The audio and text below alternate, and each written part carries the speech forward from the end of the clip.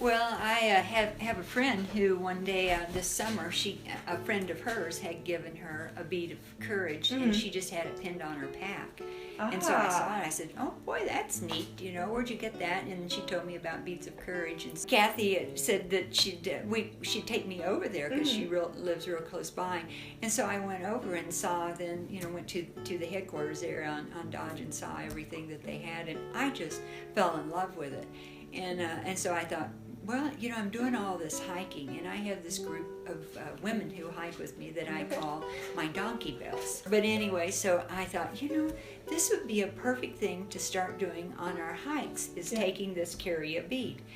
And so I always bring a little something for the girls every time that we go. So that was how it kind of got started. As I started thinking about using it as something to give to someone else. Well, then I went back over there and instead of just getting the little beads, I asked them. I started digging through that big, huge tub of beads that they had, and I thought, if I could find something that would spell AZT. I could give that as particularly for the Arizona Trail. I didn't get any that first day, and so I went back over and I said, "Do you think there's any? Do you have AZT in a lot of them here that we could maybe add to this?" And she said, "Why, sure." And so, I bought a ton. And so I bought all these carry-a beads, and then had the one that they'll keep that has the Arizona Trail on it. So this Arizona Trail thing has just turned into an opportunity for a way for me, at least, to begin to promote the Beads of program with Jasmine.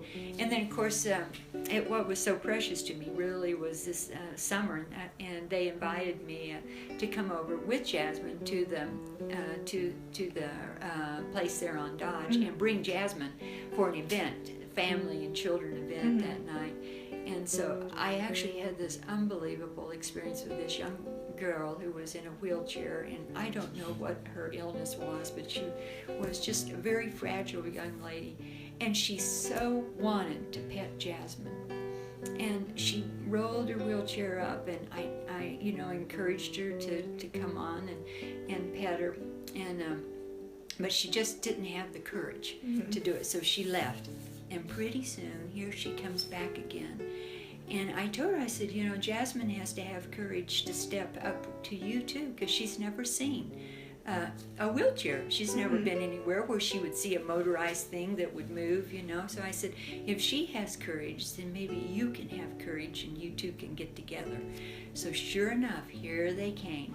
And she just took that little hand of hers and just rubbed it all over Jasmine. I mean to say, even telling you about it makes me have tears in my eyes. Oh, that's so wonderful. Because that had to be, Did Jasmine take a step towards her too? Yeah, and they both, and then Jasmine just stood like a statue, and she's just rubbing her ears, and she was smiling, and her dad was with her, and he was tearful too, because she so wanted to do this, but she didn't at first have the courage, but she got the courage and came and petted on Jasmine, and I just thought, for no other reason to have been there, it was to be there for that little girl that night.